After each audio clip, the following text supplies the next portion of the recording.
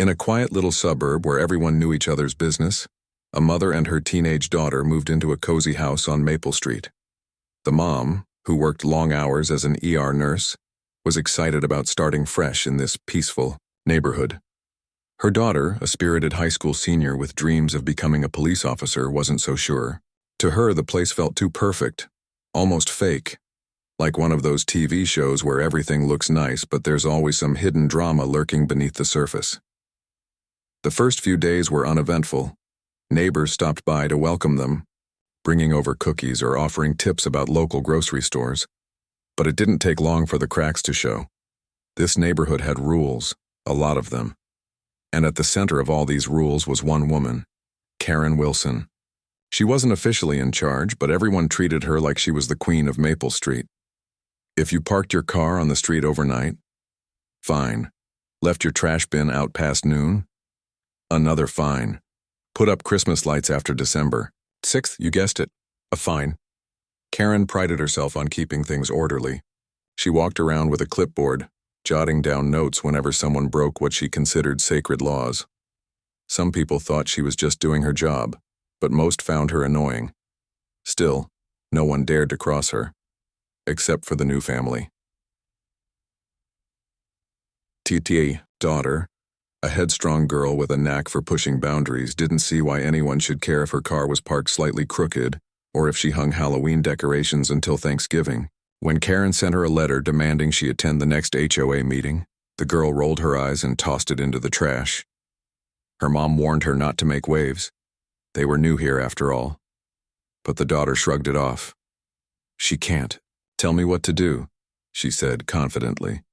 Things started heating up when Karen noticed the daughter's car parked outside their house one morning. It wasn't even blocking anything. It was just sitting there, innocently enough. But according to Karen's rulebook, cars weren't allowed on the street before 8 a.m.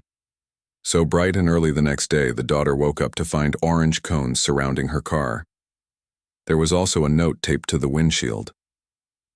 "Next time, expect towing fees." At first, the daughter laughed it off. Who cared about silly rules like that? But Karen didn't stop there. Every day brought a new complaint, a new warning. One time it was about loud music, even though the daughter hadn't played any. Another time it was about excessive foot traffic, which turned out to mean two of her friends stopping by for 5 minutes. Each note was more ridiculous than the last, and the daughter couldn't help but retaliate. She started leaving sarcastic replies under Karen's windshield wiper. Things like, "Thanks for letting me know my car is ruining. Property values more. Oops, guess I forgot to ask permission to breathe air today." Word got back to Karen, of course, how could it not? In a place like Maple Street, nothing stayed private for long. Soon, the tension between the two became impossible to ignore. At neighborhood gatherings, Karen would loudly accuse the daughter of being disrespectful and ruining the community vibe. The daughter, unfazed, would smirk and say something clever right back, earning chuckles from bystanders. What Karen didn't know, and what made the situation even juicier, was that the daughter wasn't just some rebellious teenager. She was interning at the local sheriff's department, learning firsthand how to handle tricky situations and diffuse conflicts. While Karen strutted around acting like she owned the place, the daughter was quietly picking up skills that would come in handy sooner than anyone expected. Despite the growing feud, the mom tried to keep things civil. She reminded her daughter not to provoke Karen further, hoping to avoid trouble. But deep down, she admired her daughter's courage. After all, standing up to bullies wasn't easy, especially when the bully had the entire neighborhood wrapped around her finger. As the weeks went by, it became clear that Karen wasn't going to back down anytime soon. And neither was the daughter. What neither of them realized, though, was that their clash was about to escalate in ways neither could have imagined. The tension between the new family and Karen kept growing, like a pot of water slowly coming to a boil. At first, it was small things, notes left on windshields, sarcastic comments at neighborhood meetings. But soon, Karen's behavior started, crossing lines that even her usual supporters found hard to ignore. She wasn't just enforcing rules anymore. She was making life miserable for anyone who dared challenge her authority. One evening, the daughter came home from her internship at the sheriff's department feeling good about her day. She'd helped file reports, learned more about conflict resolution, and even earned praise from her supervisor for staying calm under pressure. But her mood quickly changed when she saw orange cones surrounding her car again. This time, though, there was no note, just the cones, mocking her as if to say, "We're watching you." She rolled her eyes and moved the car into the driveway, deciding not to let it bother her. But the next morning, she woke up to find something worse. Someone had spray-painted "Rule Breaker" in bright red letters across their garage door. Her mom gasped when she saw it. "This is going too far," she muttered, shaking her head. The daughter clenched her fists but forced herself to stay calm. "Let her have her little tantrum," she said bitterly. "It's not worth losing. Sleep over." But Karen didn't stop there. Over the next few days, the harassment escalated. A neighbor reported seeing Karen pacing in front of their house late at night, muttering to herself. Another mentioned hearing her complain loudly during an HOA meeting about how the new family was setting a bad example for everyone else. One afternoon, the daughter came outside to find Karen standing by her mailbox, holding a clipboard and snapping photos of her car. "What are you doing?" the daughter asked, narrowing her eyes. "Documenting violations," Karen replied smugly, not bothering to look up. "You've got 3 unpaid fines now. Better pay up before I call." "The authorities?" The daughter laughed despite herself. "Call the authorities, really? That's rich coming from you." Karen finally looked up, glaring at her. "Don't play games with me, young lady. I run this neighborhood, and if you can't follow the rules, maybe you shouldn't live here." For a moment, the two locked eyes, neither willing to back down. Then the daughter shrugged and walked away, leaving Karen fuming. It was clear that this wasn't just about parking spaces or noise levels anymore. To Karen, it was personal, and the more resistance she faced, the angrier she became. The breaking point came one sunny Saturday afternoon. The daughter had invited 2 friends over to study for an upcoming exam. They sat on the porch chatting and laughing while flipping through textbooks. Everything seemed normal until Karen stormed out of her house, marching straight toward them like a soldier heading into battle. "You!" Karen shouted, pointing a finger at the daughter. "I told you no unauthorized gatherings. What part of that don't you understand?" The daughter raised an eyebrow. "Unauthorized gatherings? Are you serious right now? We're sitting on our own porch. Last I checked, that's not against any law." Karen's face turned red. "Don't get smart with me. You're disturbing the peace, and I won't tolerate it." By now, a small crowd of neighbors had gathered, curious to see what all the commotion was about. Some looked sympathetic, others amused, but most just watched silently, unwilling to get involved. The daughter stood up, folding her arms across her chest. "Look, we're not bothering anyone. If you got a problem, take it up with the police, not me." That comment struck a nerve. Karen's voice rose to a shrill pitch. "Oh, I'll do more than that. Mark my words, you'll regret ever setting foot in this neighborhood." With that, she spun around and marched back to her house, slamming the door behind her. The daughter shook her head and turned to her friends. "Can you believe that woman?" she muttered. "She acts like she owns the place." Her friends nodded sympathetically, but one of them couldn't help asking, "Do you think she's dangerous?" The daughter hesitated. "Honestly, probably not. She's just a bully trying to scare people into doing what she wants, but still." She trailed off, glancing toward Karen's house. Something about the way Karen had acted gave her pause. There was a wildness in her eyes, a desperation that went beyond simple frustration. For the first time, the daughter wondered if maybe Karen was capable of more than just petty threats.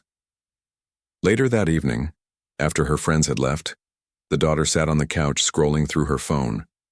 She stumbled across an article about rogue HOAs, homeowners associations that bullied residents into submission using intimidation tactics. As she read story after story of people being harassed, fined unfairly, or even driven out of their homes, a chill ran down her spine. Could Karen be one of those people? Was she dealing with someone who wouldn't hesitate to go to extreme lengths to maintain control? Her thoughts were interrupted by a knock at the door. When she opened it, she found one of their neighbors standing there looking nervous. Hey, the neighbor said quietly. I just wanted to say, be careful around Karen. She's been known to cause trouble for people who stand up to her.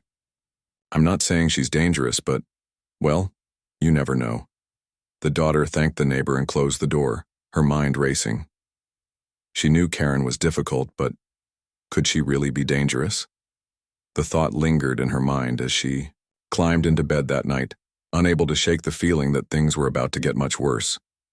Little did she know, her instincts were spot on, and the next encounter with Karen would change everything. The next few days passed in an uneasy calm. The daughter tried to go about her routine as if nothing was wrong, but the tension in the air was thick enough to cut with a knife. Karen's behavior had become unpredictable, and the entire neighborhood seemed to be holding its breath, waiting to see what would happen next. Even the mom noticed it, how people avoided eye contact at the grocery store or whispered behind cupped hands when they thought no one was listening. It felt like living under a storm cloud that refused to break. One afternoon, the daughter decided to take a walk to clear her head. She grabbed a bottle of water, slipped on her sneakers, and headed out the door. The sun was shining, and for once she allowed herself to relax. Maybe things would blow over, she thought. Maybe Karen would move on to someone else. But just as she rounded the corner near the park, she froze. There, blocking the sidewalk, was Karen's SUV. And standing beside it, arms crossed and glaring daggers, was Karen herself. "Where do you think you're going?" Karen demanded, her voice sharp and accusatory. The daughter blinked, taken aback. "Walking," she replied simply, trying to keep her tone neutral. "Is there a rule against that now?" Karen ignored the jab and stepped closer, her expression darkening. "You've ignored every warning I've given you. Every single one. Do you have any idea how much trouble you're causing around here?" The daughter sighed, frustration bubbling up inside her. "Trouble? Seriously? All I've done is live my life. You're the one making everything into some kind of drama." Karen's face twisted in anger. "Don't play innocent with me. You're deliberately breaking the rules, flaunting your disrespect for this community. Well, guess what? I'm done putting up with it." Before the daughter could respond, Karen reached into her purse and pulled out a small handgun. Time seemed to slow down. The daughter's heart skipped a beat as she stared at the weapon, her mind racing. Was this really happening? Did Karen just pull a gun on her? "This is your last chance," Karen said, her voice trembling with rage. "Sign this agreement right now, promising to follow all HOA rules, or else." She waved a piece of paper in front of the daughter's face, but the girl barely registered it. Her focus was locked on the gun, her training from the sheriff's department kicking in automatically. Stay calm, assess the situation. Don't provoke further escalation. Slowly she raised her hands, palms open, in a gesture meant to show she wasn't a threat. "Okay," she said evenly. "Let's talk about this. Pointing a gun at someone isn't going to solve anything." Karen didn't lower the weapon. Instead, she took another step forward, her eyes blazing. "Don't tell me what to do. You don't get to act like you're above the rules. Sign the paper, or I'll make sure you regret it." By now, a few neighbors had begun to gather at a distance, peering cautiously from behind trees and parked cars. No one dared intervene. They watched in stunned silence as the standoff unfolded, unsure of what to do. The daughter kept her voice steady, even though her pulse was pounding in her ears. "Look, I understand you're upset, but pulling a gun is illegal. You don't want to do something you can't take back," Karen sneered. "Oh, spare me the lecture. I know exactly what I'm doing. Now sign the damn paper." For a moment, the daughter considered complying. After all, de-escalation was key in situations like this. But then she remembered something important. Karen had no idea who she really was. To Karen, she was just a defiant teenager, a nuisance to be dealt with. What Karen didn't know was that the daughter had been trained to handle high-pressure scenarios like this. She wasn't just some kid. She was interning with the sheriff's department, learning skills most adults never mastered. With that realization, the daughter felt a surge of confidence. Slowly, she lowered her hand slightly and reached for her phone, keeping her movements deliberate and non-threatening. "All right," she said calmly. Let's settle this the right way. How about we call the police and let them decide? Karen's grip tightened on the gun. No cops, this is between you and me. The daughter nodded as if considering Karen's words. Then, with lightning speed, she tapped out a quick text to her mom. Call 911. Karen's losing it. She hit send before Karen could react, then slipped the phone back into her pocket. You're making a big mistake, Karen hissed, her voice shaking. I'm trying to protect this neighborhood, but you're too selfish to care. The daughter met her gaze unflinching. Protecting the neighborhood, is that what you call threatening people with a gun? Because where I come from, that's called harassment, and it's illegal. Karen opened her mouth to retort, but before she could say anything, the distant wail of sirens cut through the tense atmosphere. Both women turned their heads toward the sound, watching as two squad cars sped down the street and screeched to a halt nearby. Officers poured out of the vehicles, shouting commands. Drop the weapon. Hands where we can see them. Karen's face went pale. For a split second she hesitated, clutching the gun tighter. But when she saw the officers advancing, weapons drawn, she finally dropped the weapon and raised her hands. The officers moved in to detain Karen. The daughter stepped back, her heart still racing. One of the officers approached her, concern etched on his face. Are you okay? Did she hurt you? I'm fine, the daughter replied, her voice steadier than she expected. Then, almost as an afterthought, she added, but I need to report something. The officer nodded, motioning for her to follow him. As they walked away from the scene, the daughter glanced back at Karen, who was being handcuffed and led to a patrol car. For the first time since moving to Maple Street, she felt a sense of relief. Not just for herself, but for everyone in the neighborhood who had lived under Karen's shadow for far too long. What happened next would change everything. For Karen, for the daughter, and for the entire community. As the officers led Karen to the patrol car, her face was a mix of shock and fury. She kept muttering under her breath, insisting she hadn't done anything wrong. It's for the neighborhood, she repeated over and over, as if those words could somehow justify pulling a gun on someone in broad daylight. The daughter stood nearby, watching silently as the scene unfolded.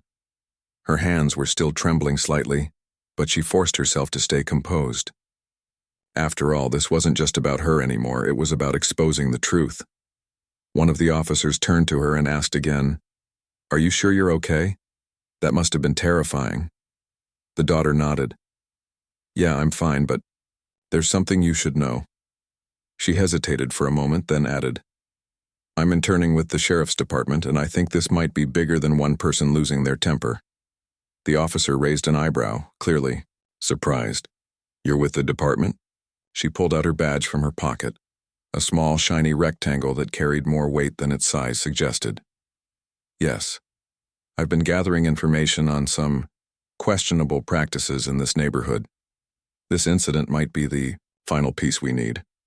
The officer's expression shifted from concern to curiosity.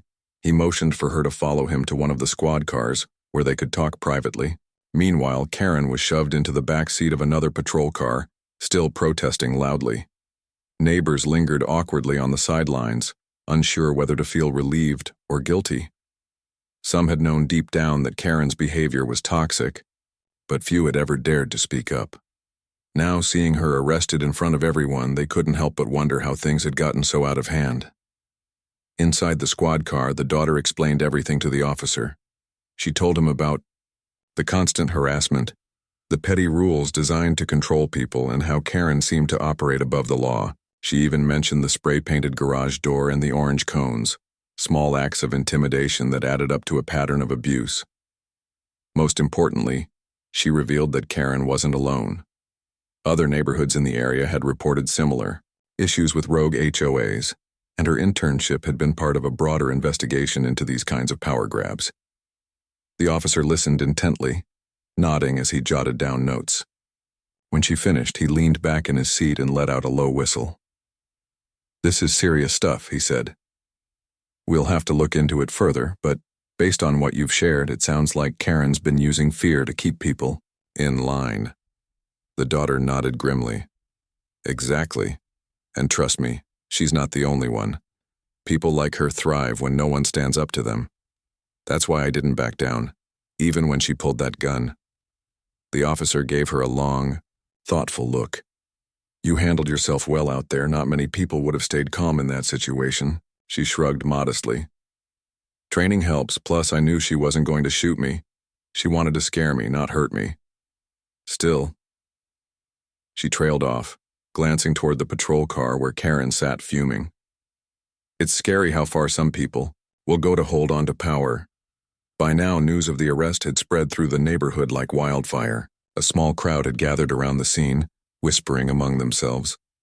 Some looked embarrassed, others angry, and a few even cheered quietly when they realized Karen was finally being held accountable.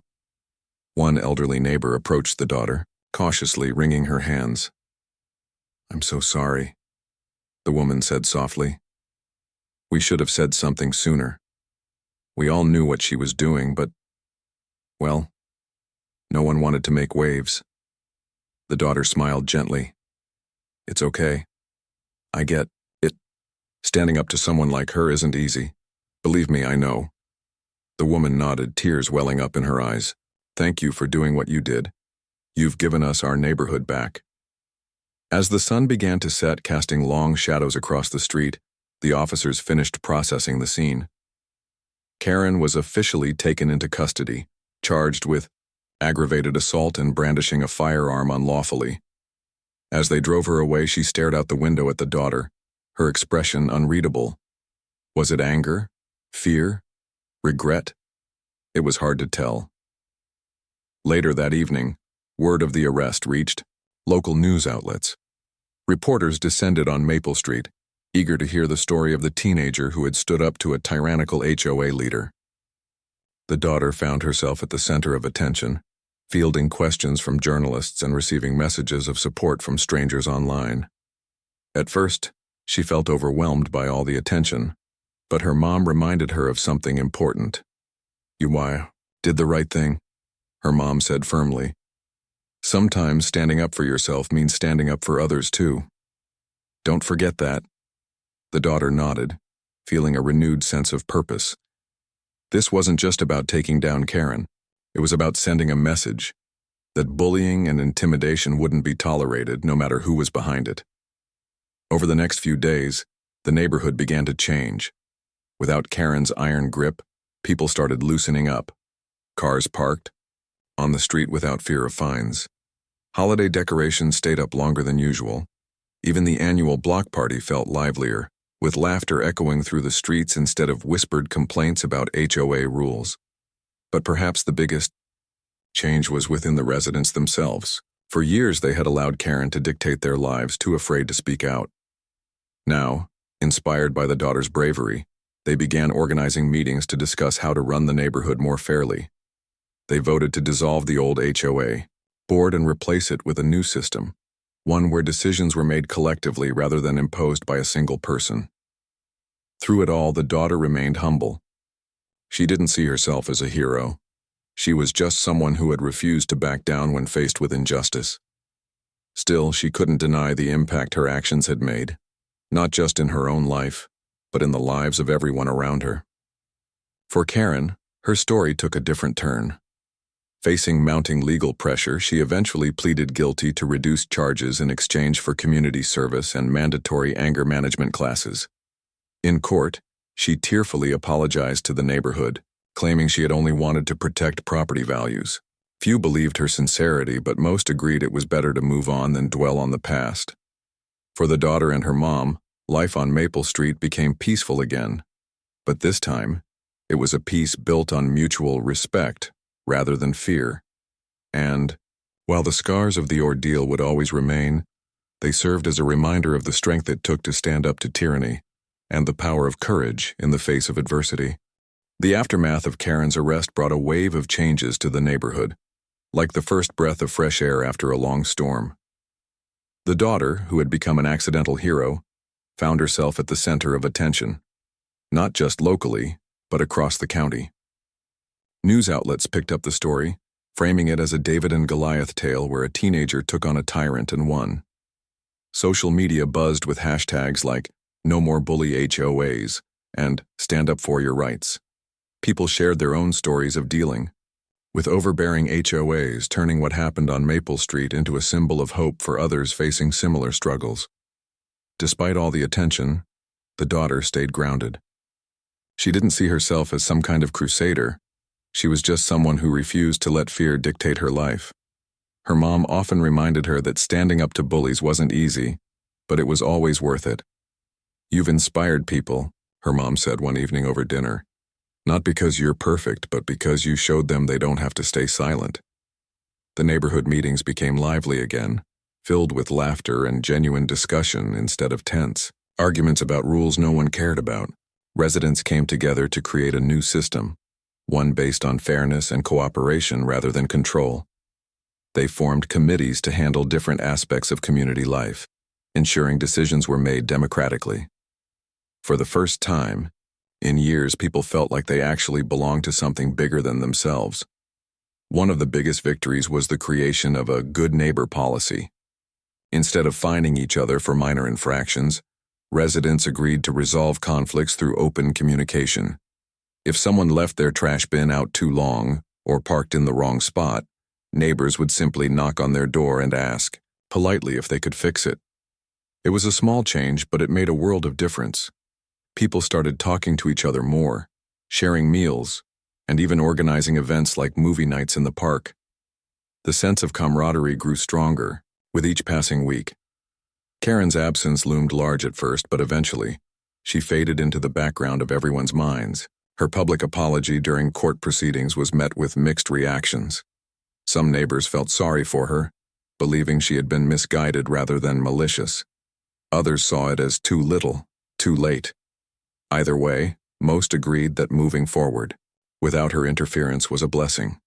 A few months later, Karen quietly sold her house and moved out of the neighborhood, leaving behind only memories of her reign and the lessons learned from challenging it. For the daughter, the experience solidified her passion for law enforcement.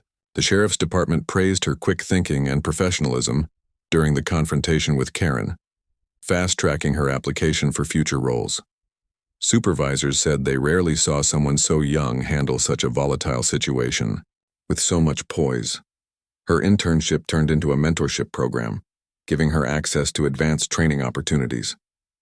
She dreamed of becoming a detective someday, using her skills to protect people from those who abused power. Her mom watched proudly as her daughter stepped into this new chapter of her life.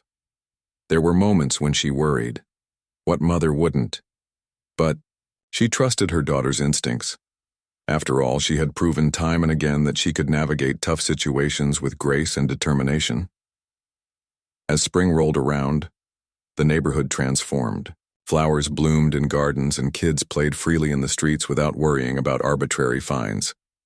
The annual block party returned, bigger and better than ever.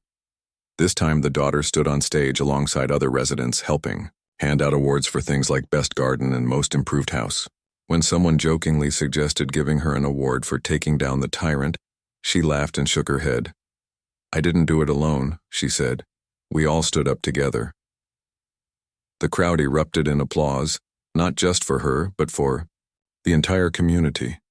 It was a moment of healing, a reminder that while one person might spark change, real progress happens when everyone works together.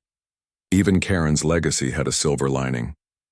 Her actions served as a wake-up call for neighborhoods everywhere. Local authorities began investigating other HOAs accused of bullying tactics, leading to reforms in how these organizations operated. Lawmakers introduced bills to regulate HOA powers, ensuring they couldn't impose unreasonable rules or punish residents unfairly.